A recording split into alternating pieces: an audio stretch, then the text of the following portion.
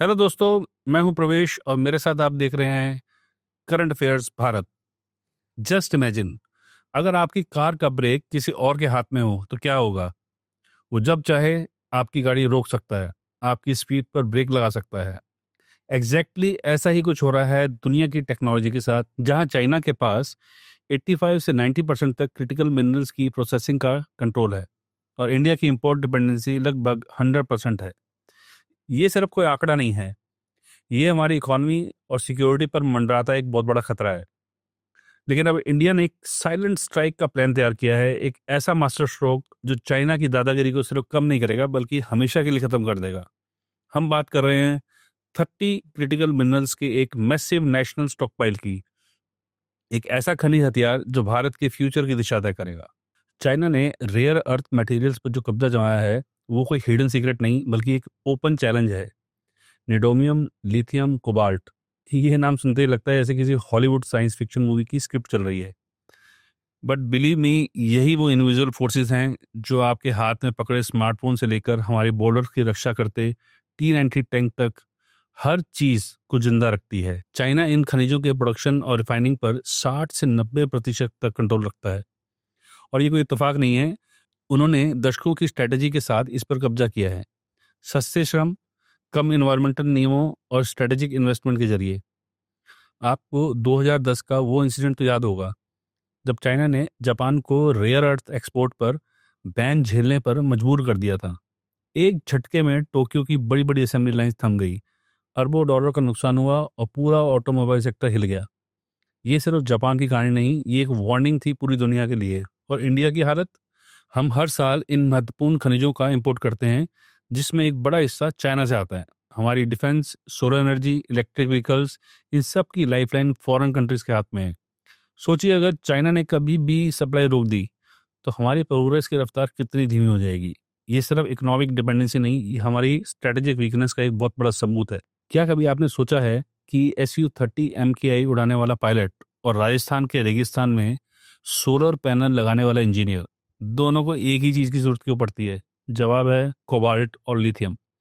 Cobalt के बिना jet engine के हाई टेम्परेचर सुपर अलॉय नहीं बन सकते और लिथियम के बिना सोलर ग्रिड को स्टेबल करने वाली बैटरीज नहीं टिक सकती हैं।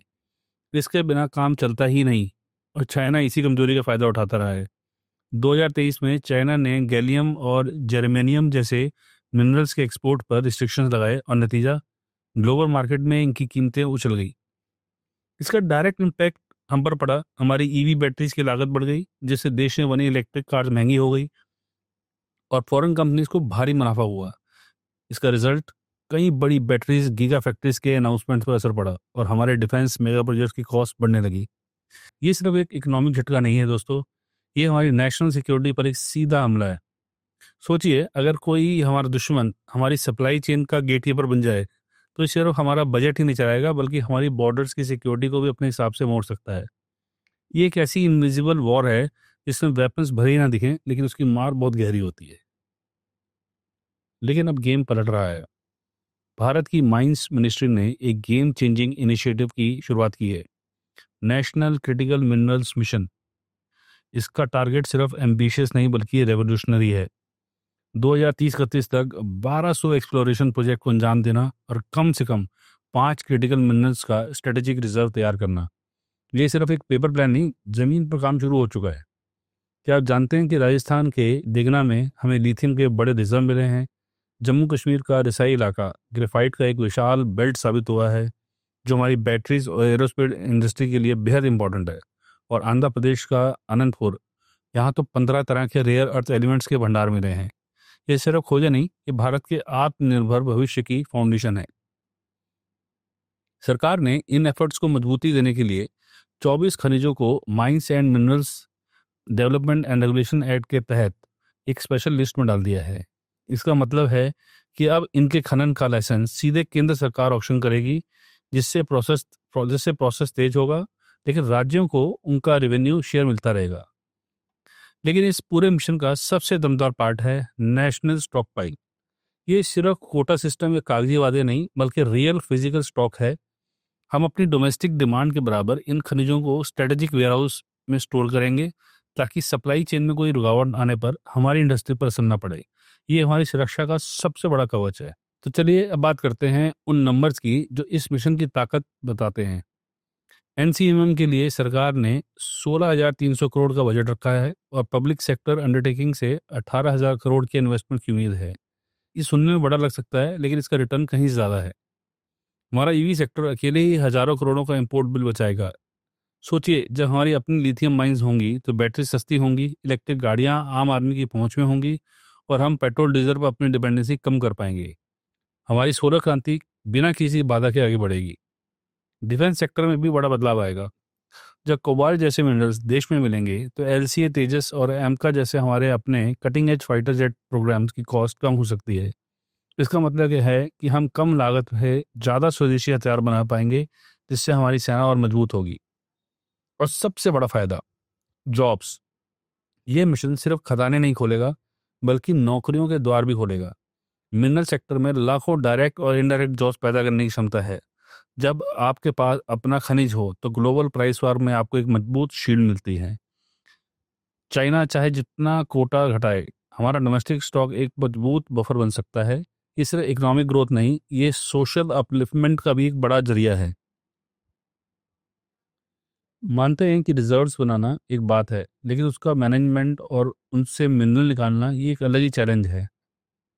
हमारे यहाँ मिले कुछ लिथियम रिजर्व्स का ग्रेड कम हो सकता है, जिसका मतलब है कि प्रोसेसिंग कॉस्ट ऑस्ट्रेलिया जैसी जगहों से ज़्यादा हो सकती है। क्यों?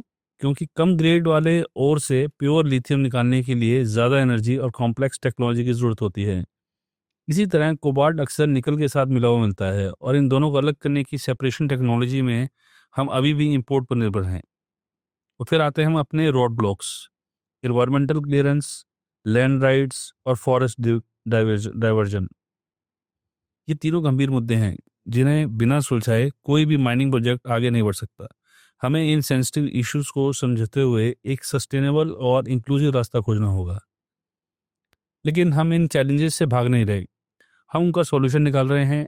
इंडिया ने ऑस्ट्रेलिया के साथ एक strong supply chain MOU sign किया है। इसका मतलब है कि हम उनके रॉ और यानी कच्चे खनिज लेकर उनकी प्रोसेसिंग भारत में कर सकते हैं। ये हमें सिर्फ कच्चा माल नहीं देगा, बल्कि प्रोसेसिंग टेक्नोलॉजी में भी आत्मनिर्भर बनाएगा। जापान की जोगमैक के साथ भी टेक्नोलॉजी ट्रांसफर का काम चल रहा है, खासकर रेयर अर्थ प्रोसेसिंग के लिए। हम रीसाइक्लिंग यूनिट्स पर भी जोर दे रहे हैं। ईवी स्क्रैप से 20% तक कोबाल्ट वापस निकाला जा सकता है। सबसे महत्वपूर्ण कदम, एक मिनरल इंटेलिजेंस यूनिट भी बनेगी।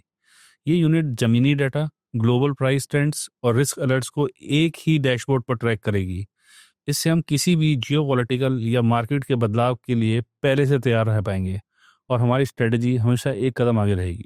आइए अब एक नज़र डालते हैं हमारे फ्यूचर मैप 2030 तक का रोड मैप। इंडिया का लक्ष्य है कि हमारा 70% EV batteries made in India level वाली होगी, यानी उनका कच्चा माल, सेल मैन्युफैक्चरिंग और असेंबली सब कुछ यहीं अपने देश में होगा।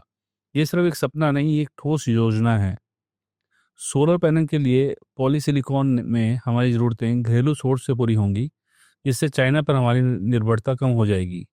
सोचिए, एनर्जी सिक्योरिटी के लिए कितना बड़ा कदम है।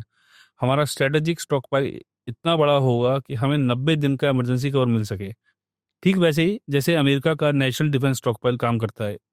इसका मतलब है कि किसी भी ग्लोबल क्राइसिस का सामना करने के लिए तैयार रहेंगे। और सबसे बड़ा दाव, भारत खुद को एक ऑल्टरनेटिव सप्लायर के तौर पर दुनिया के सामने पेश करेगा। हम सिर्फ अपनी ज़रूरतें पूरी नहीं करेंगे, बल्कि वियतनाम और साउथ कोरिया जैसे देशों को कोबाल्ट कार्बोनेट एक्सपोर्ट कर सकते हैं। ये चाइना के मार्केट शेयर को सीधा चुनौती देगा और उन्हें भी अपनी मोनोपोली वाली पॉलिसीज पर दोबारा सोचने पर मजबूर करेगा।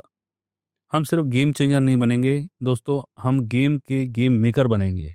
तो नेक्स्ट टाइम जब आपकी इलेक्ट्रिक स्कूटर ट्रैफिक लाइट पर साइलेंटली रुके, तो एक बार सोचिएगा, हो सकता है कि उसकी बैटरी में लगा लिथियम भारत की अपनी मिट्टी से निकला हो। चाइना की दादागिरी अब एक पुरानी कहानी बनने वाली है। इंडिया का सीक्रेट मिनरल वेपन अब फुल लोडेड है। डिफेंस, एनर्जी, टेक्नोलॉजी, इन तीनों फ्रंट्स पर हमारे देश की आत्मनिर्भरता की ओर तेजी से बढ़ रहा है। और ये बदलाव सिर्फ आंकड़ों में नहीं, बल्कि हमारी रोजमर्रा की जिंदगी में महसूस होने वाला है।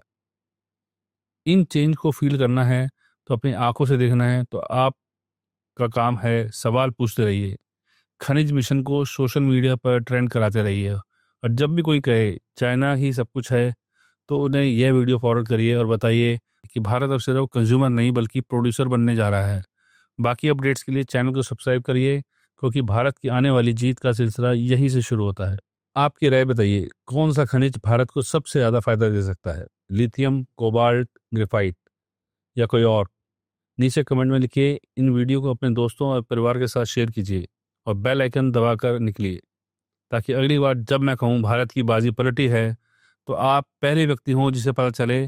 फिर मिलते हैं अगली वीडियो में, नई ताकत, नए हथियार, नई जीत के साथ। जय हिंद।